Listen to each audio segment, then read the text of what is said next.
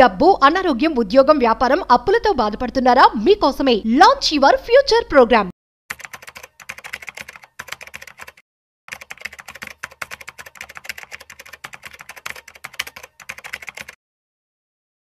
నమస్తే, నేను జీవి సత్యనారాయణ. ఈ వీడియోలో వరల్డ్లో టాప్ ఈటీఎఫ్లు ఉంటాయి. ఈటీఎఫ్ అంటే exchange traded funds. Share market ఈటీఎఫ్లు ఉంటాయి, గోల్డ్ ఈటీఎఫ్లు, సిల్వర్ ఈటీఎఫ్లు, ఇలా ఏవైతే ఈటీఎఫ్లు ఉన్నాయో ఇప్పుడు నేను చెప్పేవి ఏవైతే ఉన్నాయో షేర్ మార్కెట్ సంబంధించిన వివిధ దేశాల్లో ఉన్నటువంటి ఈటీఎఫ్లు. ఇప్పుడు చూద్దాం. S&P 500 స్టాండర్డ్ అండ్ పూర్, ఇది అమెరికాకి సంబంధించినటువంటిది. మీరు ఏదైతే ఉందో మనం దానికి సంబంధించిన S&P స్టాండర్డ్ అండ్ పూర్, మనము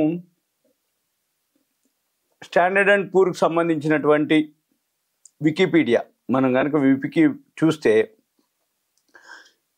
ఆ అమెరికా మార్కెట్లో ఏవైతే స్టాండర్డ్ అండ్ పూర్ ఉందో, ఈ స్టాండర్డ్ అండ్ పూర్ ఎప్పుడు స్థాపించిండ్రు? 1957లోనే. అంటే అదొక 43, ఇదొక 25, 68 ఏళ్ల కింద స్టాండర్డ్ అండ్ పూర్ ఉంది. మనకి అది 500 కంపెనీలు ఉంటాయి. ఆ 500 కంపెనీల్లో మనకి ఏది మంచిదో, ఏది చెడో, ఏది బాగుందో, ఏది బాగలేదో, అసలు ఆ పర్ఫార్మెన్స్ ఎవరు ఏంటిదనేది తెలియదు. కానీ మనము ఆ ఈటీఎఫ్లో కనుక కొనుక్కుంటే ఓకే, మన పని ఎంతసేపటికేంది? ఆ స్టాండర్డ్ అండ్ పూర్ సంబంధించినటువంటి ఆ 500 ఈటీఎఫ్లో మనం కొనుక్కోవచ్చు. దానికి తగ్గటువంటి ఇన్ఫర్మేషన్ కానీ ఏదైతే ఉందో అది టాప్ 500లోనే ఉంటుంది. దానికి ఏదైతే గ్రాఫ్ ఉంటుందో, ఎంటర్ ఎగ్జిట్ ఉంటుంది, సాఫ్ట్వేర్ ఉంటుంది, టూల్స్ ఉంటాయి.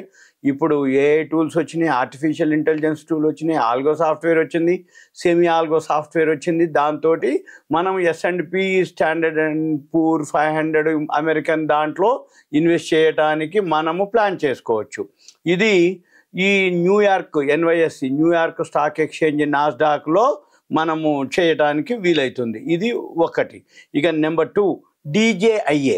ఈ DJIA ఏంటంటే డౌ జోన్స్ అంటాం. డౌ జోన్స్ ఏదైతే ఉందో దానికి సంబంధించినటువంటి అన్నమాట. డౌ జోన్స్ దీనికి ఏదైతే ఉందో, మళ్ళీ మనం వికీపీడియాకి వెళ్తే ఇది కూడా అమెరికాకి సంబంధించిందే.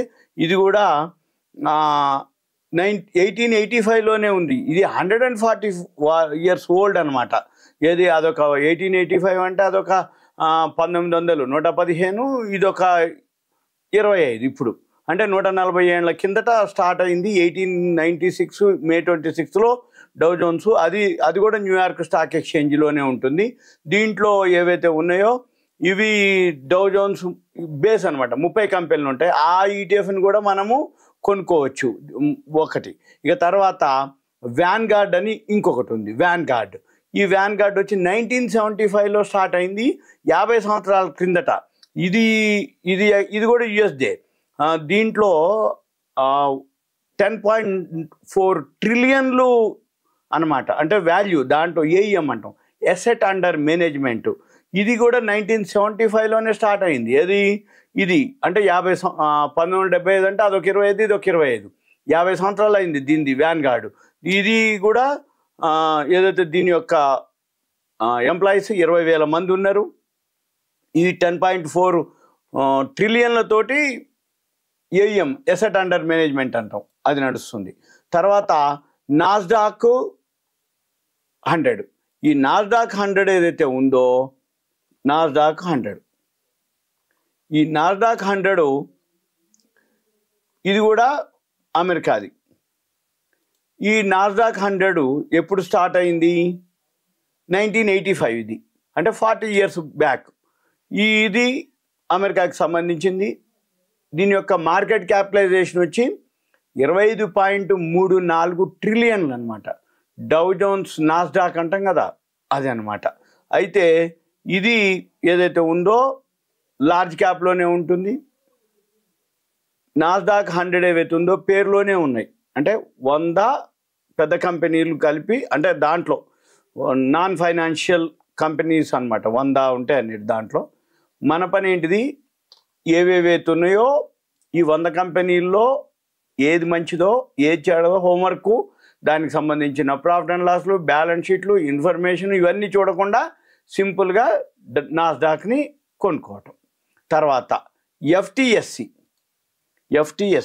ఇది చూద్దాం. ఎఫ్టిఎస్సి ఏదైతే 100 అన్నమాట, ఇది యూరోప్ది. ఎఫ్టిఎస్సి ఏదైతే ఉందో ఇది 1984లో స్టార్ట్ అయింది. అంటే 16/25/41 ఏండ్లు అయింది. ఇది లండన్ స్టాక్ ఎక్స్చేంజ్లో అన్నమాట. అంటే ఇప్పటి వరకు అమెరికావి ఏవైతే ఉన్నాయో అవి కాకుండా ఇది లండన్ది.